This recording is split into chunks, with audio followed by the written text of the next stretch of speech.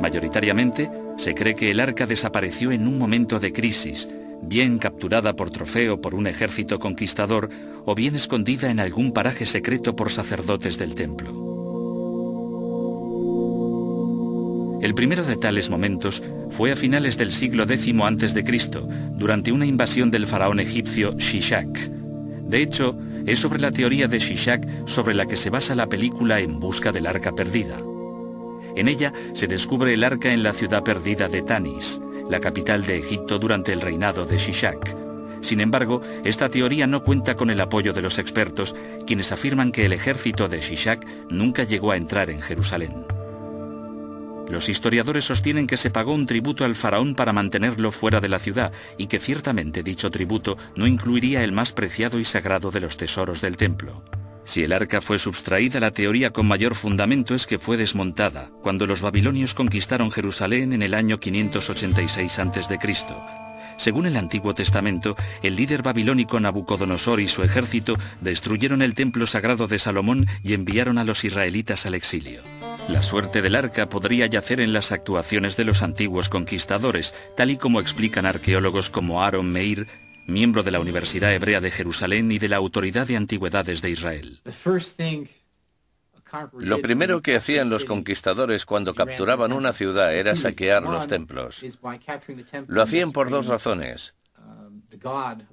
Primero, si tenían el control del templo y desacreditabas al dios de la ciudad, era una muestra muy clara de quién mandaba.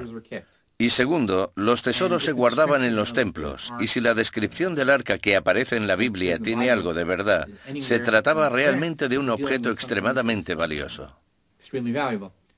Si me preguntas qué pudo pasar, a no ser que algún sacerdote con mucha determinación consiguiera llevarse el arca y esconderla en otro lugar, seguramente los babilonios se hicieron con ella, se la llevaron a los palacios de Babilonia y o bien la guardaron allí como un trofeo, o bien la fundieron e hicieron otros objetos de oro con ella.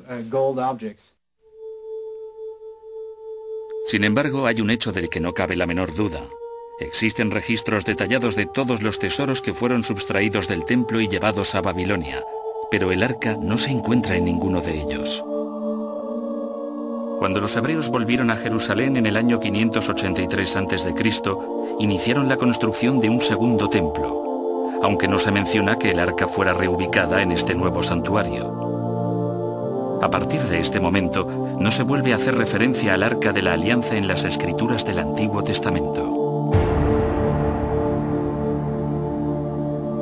La creencia de que el arca fue rescatada y escondida en una cámara secreta se ha convertido en el pilar fundamental de una búsqueda que se ha prolongado durante siglos.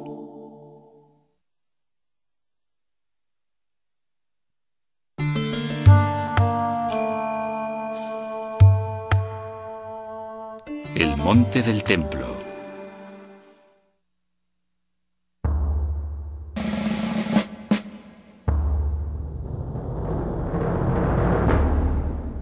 Hace casi 1000 años, las cruzadas cristianas recuperaron el control de Jerusalén de manos de los musulmanes que habían tenido el dominio de la ciudad desde el siglo VII. En el año 1119 de nuestra era, un grupo de 9 nobles franceses que se hacían llamar los Caballeros Pobres de Cristo y del Templo de Salomón llegaron a Jerusalén. Se establecieron en la cima del monte Moriah, donde se había alzado en el pasado el Templo de Salomón. Los caballeros sostenían que su misión en Tierra Santa era mantener libre de bandidos el camino hacia Jerusalén. Sin embargo, raramente abandonaban el monte del templo, y en cambio comenzaron a cavar.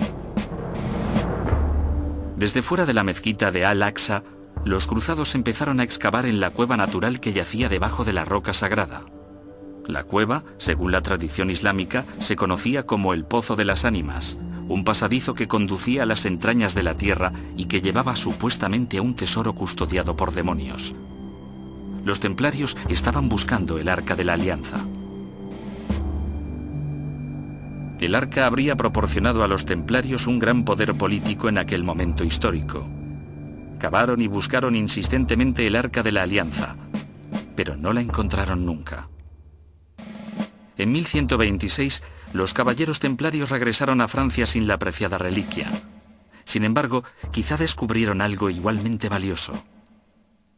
El tesoro de Salomón que hallaron no fue el arca, sino un conocimiento sobre arquitectura que inspiraría una nueva y revolucionaria corriente, el gótico.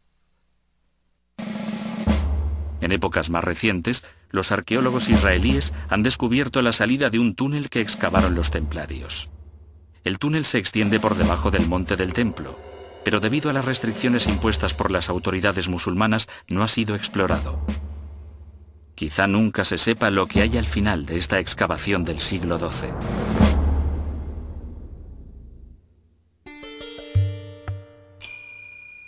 ¿Acaso podría estar aún el arca escondida en algún lugar debajo del monte? Esta fue la idea que lanzó en 1909 un intrépido aventurero británico llamado Capitán Montague Parker. Durante sus propias excavaciones, el escritor y arqueólogo Neil Silverman localizó la pista de la expedición de Parker. Las expediciones de Parker de 1909 a 1911 fueron, sin lugar a dudas, las expediciones más alocadas y ridículas que nunca se han llevado a cabo en Tierra Santa. Estaba encabezada por un aristócrata aburrido llamado Montague Bronslow Parker, quien se hizo acompañar por otro aburrido aristócrata británico y por algunos mercenarios de la guerra de los Boers. La expedición estaba dirigida por un místico finlandés llamado Walter Huvalius y su ayudante, un iluminado irlandés que ninguno de los dos se atrevió a aparecer por el Oriente Medio.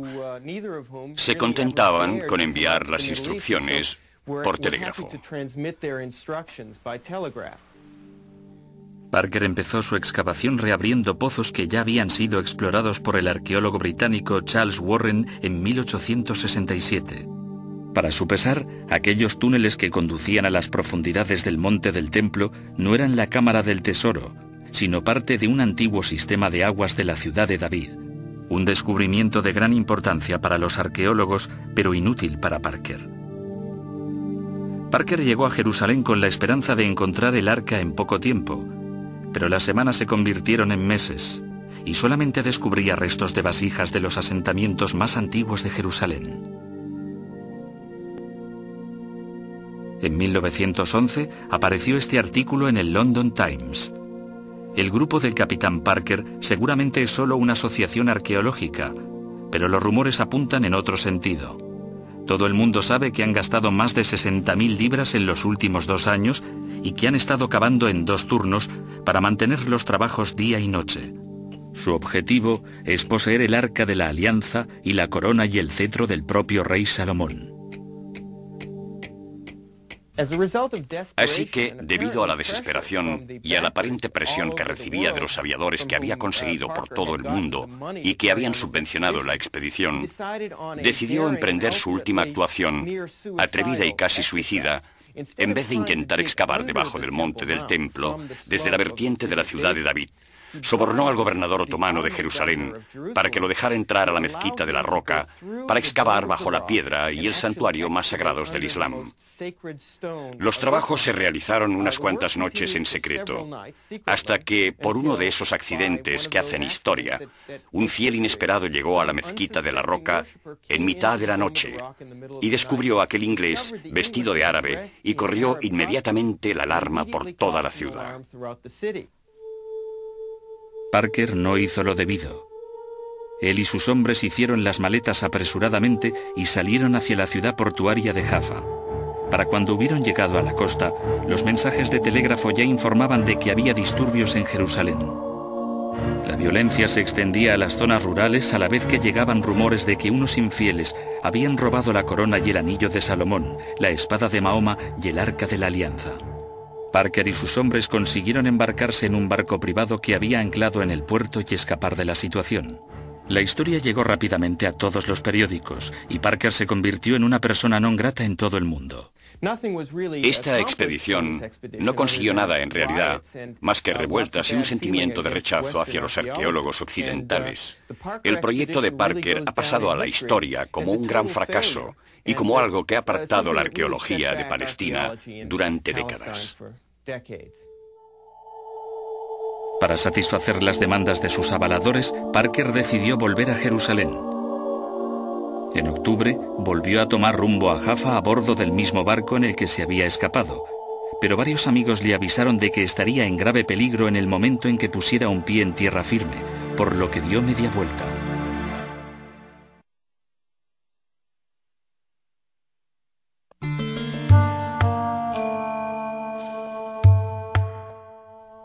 Viaje al sur.